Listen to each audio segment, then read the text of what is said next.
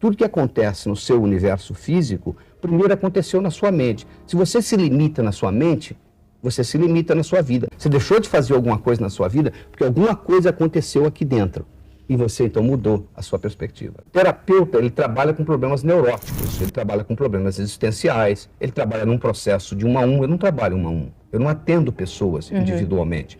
Eu trabalho com grupos, eu trabalho com empresas. Eu, por exemplo, sou contratado por empresas com a finalidade de aumentar a produtividade, de fazer mais com menos, não é aumentar o número de funcionários, nem aumentar orçamento, nem aumentar horas de trabalho. Eu mostro como que você alavanca, como que você consegue, num período curto de tempo, produzir mais. Nós temos, na realidade, como que 2 personalidades dentro da gente. Às vezes você tem um conflito, devo fazer isso, não devo. É porque uma parte do cérebro está brigando com a outra. Então o hemisfério esquerdo, ele é racional, ele é objetivo, ele é matemático, ele tem linguagem, ele cuida de tempo.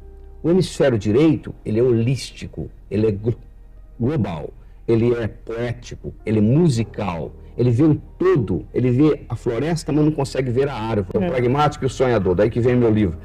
Pés no chão, cabeça nas estrelas. O pés no chão é o hemisfério esquerdo, o cabeça nas estrelas é o hemisfério direito. Eu digo o seguinte, para você ser bem sucedido na vida, você tem que aprender a sonhar de noite e trabalhar de dia. Se você trabalhar só não resolve, olha o operário de fábrica. Se você sonhar só não resolve, olha o hippie na rua. Eu sempre tirei primeiro lugar na minha sala, sempre fui primeiro aluno de turma.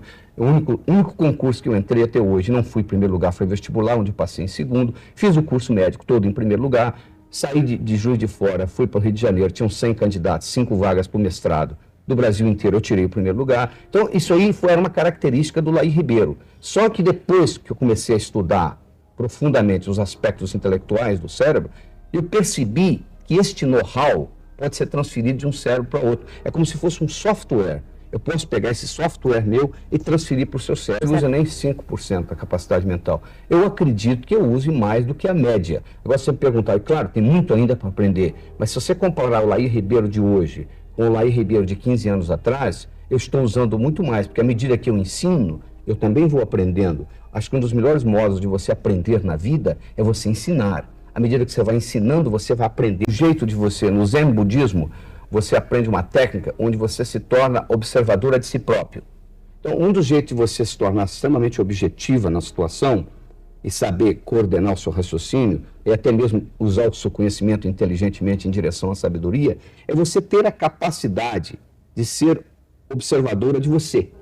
Então, isso é uma habilidade que você aprende. É como se eu estivesse aqui vendo nós... Se assistindo. Isso. Então, essa capacidade que nós mostramos no curso é uma habilidade muito interessante, porque você se torna o próprio crítico, não na situação de você aqui, mas numa situação neutra, onde você observa o que está acontecendo. Onde você pode assistir aos seus atos. Exato. E você faz isso constantemente? Faço isso, não digo constantemente, mas eu faço isso quando a situação requer. O segredo é você ter a flexibilidade de rodar a sua linha de tempo, que nós chamamos. Você tem no cérebro uma linha que você sabe que ontem é ontem, hoje é hoje, amanhã ainda não chegou. Se eu perguntar para você, você escovou os dentes ontem? Você diz, escovei. Você escovou hoje? Escovei. Você já escovou amanhã? Você diz, não. Aí se eu lhe perguntar, como é que você sabe que ontem é ontem? E que hoje é hoje e que amanhã ainda não chegou? Você vai responder para mim, eu sei porque sei. Pois é, mas eu lhe explico como que você sabe. Porque você tem uma linha de tempo no cérebro que coloca as coisas. Esse modo como eu coloco a linha de tempo, eu posso colocar a linha de tempo fora de mim, chama-se through time, ou eu posso colocar a linha de tempo dentro de mim, chama-se in time. Então, quando eu tenho a habilidade de colocar through time, eu sou um indivíduo bem sucedido na vida, porque eu consigo ver as coisas como elas são, com objetividade. Quando eu coloco in time, eu sou capaz de viver o aqui e agora. Então, todo o processo do Zen Budismo, onde se aprende que a vida está no aqui e agora, que só existe o agora, você nunca acordou amanhã, você sempre acorda hoje, e é sempre agora. Esse é sempre agora, é quando você está in time. E quando você consegue avaliar o seu passado, ver o seu presente e criar o seu futuro, você está no through time. Então, o indivíduo que tem a habilidade de trabalhar com a linha de tempo through time e in time, é um indivíduo que tem um jogo de cintura, é um indivíduo que tem a flexibilidade, ao mesmo tempo ser organizado, ser bem sucedido, chega em casa, ele roda a linha do tempo, ele coloca in time e ele se torna... E ele relaxa. Ele relaxa. E você relaxa? Eu relaxo, claro que relaxo. Você relaxa? Claro que relaxo. Você tem uma hora que você não está ali. Você não está obsessivamente ligado no seu assunto. Eu medito, eu entro na minha sala, eu não sou incomodado lá, eu tenho um escritório onde eu descanso, eu vou para uma fazenda, onde eu crio muitos dos meus cursos, perto de uma cachoeira. Então, isso tudo é atividade do hemisfério direito. E era um indivíduo mais detalhista, mais sistemático, mais estratégico. Com o trabalho que nós fazemos, como eu disse para você, o melhor modo de você aprender é ensinando. À medida que eu fui fazendo os meus estudos e preparando e criando os exercícios, houve automaticamente uma evolução na outra parte. Eu acredito que eu seja um indivíduo mais ou menos equilibrado nesse sentido. Se você me perguntar qual que seria a proporção, eu diria 55, 45. Eu continuo sendo um indivíduo predominantemente lógico. Eu continuo sendo um indivíduo predominantemente científico. 12 anos da minha vida eu fui escravo da ciência. Durante 12 anos eu trabalhei publicando trabalhos científicos nos Estados Unidos. Então o meu cérebro é treinado para a ciência. E esse treinamento eu não vou jogar ele fora. Tudo tem a sua hora, tudo tem seu timing. Roma não foi construída num dia. O amanhecer não vem, só vem depois da noite toda ter passado. Tudo tinha a sua hora, tudo tem o seu momento. Se você perguntar para uma dona de casa qual que é a melhor hora de lavar a panela que ela cozinhou, ela vai dizer logo depois que ela terminou de cozinhar, porque a panela está quente, se você deixar esfriar... O arroz não grudou ainda. É um timing, eu acho que não foi nem antes nem depois. O sucesso, na minha definição, não sei se você conseguiu ler meu livro, sucesso, na minha definição, significa conseguir... Alcançar o que você quer. Você que pode ser um pai de família carinhoso, pode ser um bom marido. Pois é, e qual é a sua intenção de sucesso? A minha intenção de sucesso... O que você quer alcançar? Eu quero transmitir para as pessoas de que você pode, em qualquer fase da sua vida, em qualquer idade, você pode melhorar a sua vida através do uso da sua neurofisiologia, utilizando o seu cérebro de uma forma melhor. Essa que é a nossa mensagem. Você disse, eu quebro uma compulsão em 13 segundos. Sim. E como que você faz isso? Qual é o seu método? Fazendo. A pessoa que está roendo unha, tá? Ela tem no cérebro dela um programa que ficou codificado. Pensamento gera sentimento, gera comportamento. Você vai ter que... You have to bear with me for a second. Perfeito. Olha só. Se eu lhe pergunto qual foi a maior desgraça que já aconteceu na sua vida até hoje, você vai começar a pensar em coisa triste, você vai começar a se sentir triste, você vai começar a chorar. Se eu perguntar para você, Bruno, qual foi o momento mais agradável que aconteceu na sua vida, você vai começar a pensar em coisa alegre, você vai começar a se sentir alegre, você vai começar a rir. Então, pensamento gera sentimento, que gera comportamento. Deu para entender até aí? Claro. Tá bom. Então, a pessoa que rói unha, dentro do cérebro dela, sem ela estar consciente, existe um programa do modo como ela percebe a unha dentro do cérebro. É como se fosse um disco que ficou quebrado, tá bom? Ficou quebrado. Toda vez que ela pensa inconscientemente, ela já nem sabe mais, aquilo ficou automático, porque ela pensou... Porque o indivíduo chega assim, doutor, comigo não acontece assim, de repente eu estou brigando com a minha mulher, não sei por quê. Eu falei, não, você está brigando com a sua mulher, você não sabe por quê, você está gritando com ela, porque você já pensou tantas vezes, já sentiu tanta raiva, quando você se dá conta, você está gritando com ela. Mas dentro do seu cérebro... Você está acionando o sentimento que está te levando ao comportamento. Então, o indivíduo que rói unha, ele tem um mecanismo como ele codifica a unha no cérebro. E o mecanismo como ele codifica a unha é o seguinte, ele pensa na unha em alto relevo. Isso foi descoberto. Ele pensa em... Lá ele não inventou isso, não.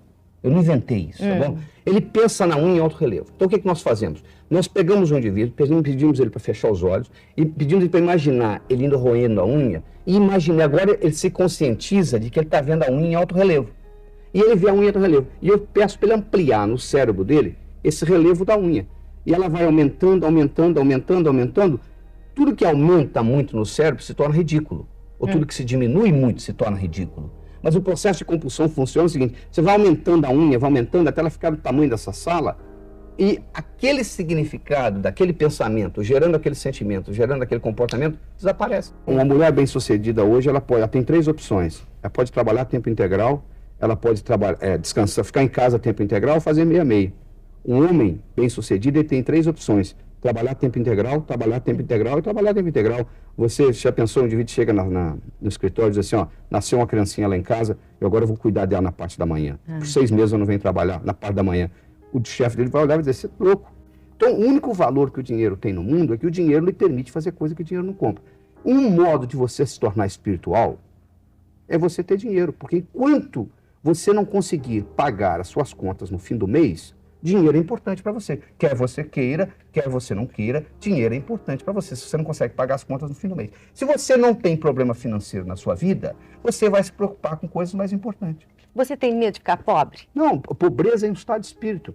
Falta de dinheiro é uma questão temporária. Pobreza é um estado de espírito. Eu não posso ensinar prosperidade, Bruna, se eu não sou próspero. Então, o indivíduo próspero, você pode tomar de tudo. Existem casos de pessoas, judeus, que chegaram em New York, no Kennedy Airport, depois da guerra, com a malinha na mão e a roupa do corpo. 5 anos depois eram milionários de novo, porque eles eram milionários no país de origem e eles eram prósperos.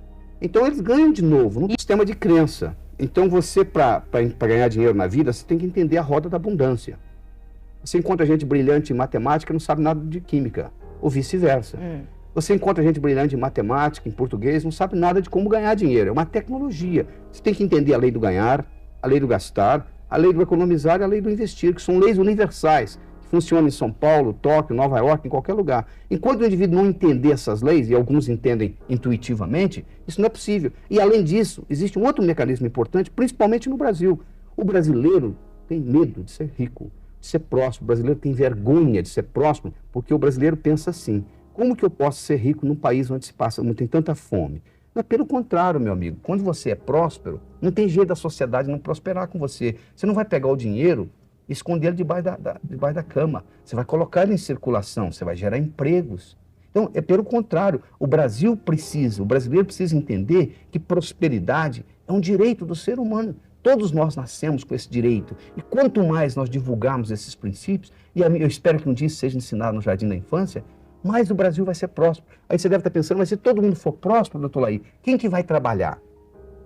Geralmente as pessoas perguntam, e o seu telespectador deve estar imaginando. Pelo contrário, quanto mais próspera é a pessoa, mais ela trabalha. O empregado sai da fábrica às 5 horas da tarde, o patrão fica até às 8, até o serviço acabar. Olha o Japão, um dos países mais prósperos do mundo, todo mundo está trabalhando que nem louco. Olha a Suécia. Então é pelo contrário. Quanto maior a prosperidade, maior é o entusiasmo. Porque trabalhar por dinheiro é muito triste. O ideal é você trabalhar por uma coisa que você gosta. E como consequência vem o dinheiro.